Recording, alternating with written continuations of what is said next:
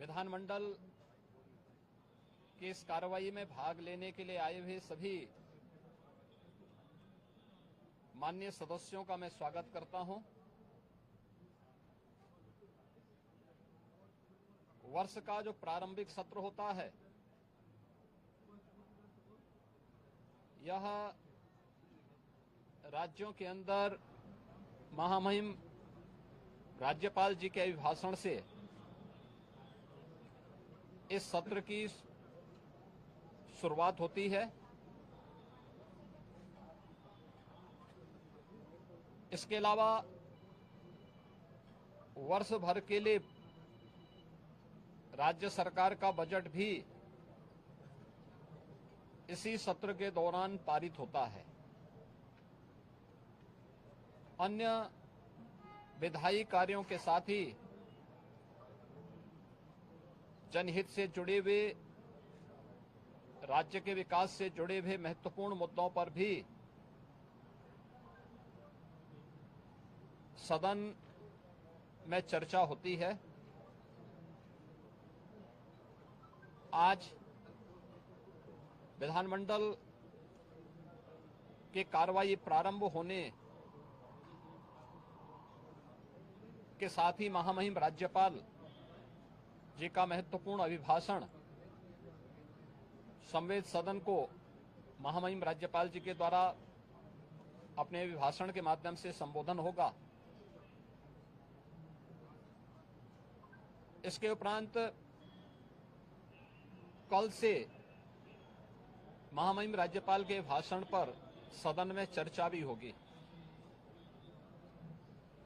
20 फरवरी को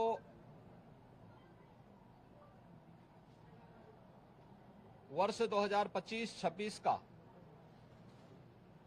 उत्तर प्रदेश का सामान्य बजट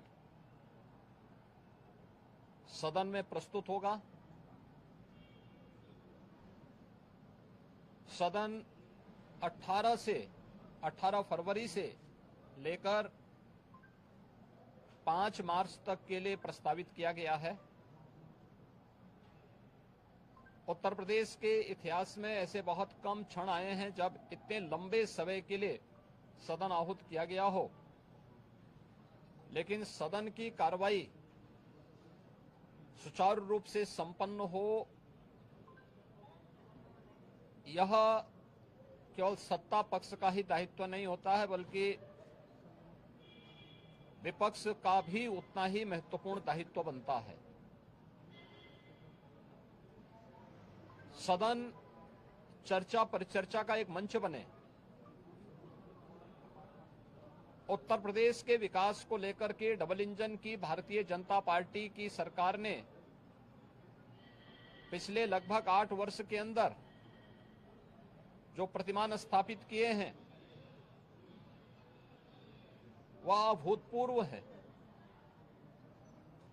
उसकी झलक अभिभाषण के माध्यम से भी और सदन के अंदर चर्चा परिचर्चा के माध्यम से भी देखने को मिलता है। उत्तर प्रदेश के परसेप्शन में आए हुए व्यापक बदलाव देश और दुनिया के द्वारा उत्तर प्रदेश को आकर्षण का केंद्र मानते हुए जो वर्तमान में स्थितियां दिखती हैं, स्वाभाविक रूप से हताश और निराश विपक्ष इन मुद्दों पे चर्चा करने से भागने का प्रयास करता है, सदन की कार्रवाई में बाधा पैदा करने का प्रयास करता है। विपक्ष अगर सार्थक चर्चा को आगे बढ़ाने में मदद करेगी तो मेरा अनुमान है कि यह एक बहुत अच्छा सत्र, बजट सत्र हो सकता है, जिसमें अगले 5 मार्च तक चलने वाली सदन की कार्रवाई को न केवल महामहिम राज्यपाल जी के भाषण पर चर्चा करने और सभी सदस्यों को अपनी बात को रखने का, बल्कि सामान्य बजट और अनुदान मांगों पर भी चर्चा के साथ ही विधायी कार्यों को संपन्न करने के साथ साथ अन्य महत्वपूर्ण मुद्दों पर भी, जनहित से जुड़े हुए महत्वपूर्ण मुद्दों पर भी प्रभावी चर्चा का एक मंच सदन बन सकता है और माननीय सदस्यों को अपनी बात को प्रभावी ढंग से रखने का एक अवसर भी प्राप्त होगा। हम उम्मीद करते हैं कि हार की हताशा से परेशान विपक्ष अपनी इस खुन्नस को सदन पर नहीं उतारेगा। सदन की कार्रवाई को सुचारू रूप से संचालन करने में एक सकारात्मक योगदान की हम अपेक्षा करते हैं और मैं सरकार की तरफ से आश्वस्त करता हूं कि जिस भी मुद्दे पर यद्यपि अभिभाषण और बजट अपने आप में समग्रता को लेकर के दो महत्वपूर्ण मुद्दे होते हैं जिनमें विपक्ष ही नहीं बल्कि सदन का हर सदस्य अपनी बात को प्रभावी ढंग से रख सकता है, लेकिन इसके इतर भी अगर किसी मुद्दे पर विपक्ष चर्चा करना चाहेगा, सरकार उसका तथ्यात्मक जवाब देने के लिए पूरी तौर पर तैयार है। लेकिन हम चाहते हैं कि एक सार्थक चर्चा का मंच सदन बनने चाहिए। आरोप प्रत्यारोप या फिर असंसदीय आचरण से इस समस्या का समाधान नहीं हो सकता है और मैं उम्मीद करता हूं कि महामहिम राज्यपाल के भाषण से उस सुदृढ़ और मर्यादित संसदीय आचरण की शुरुआत हम लोग विपक्ष के अंदर देखने का प्रयास करेंगे। उम्मीद करते हैं कि इस प्रकार का आचरण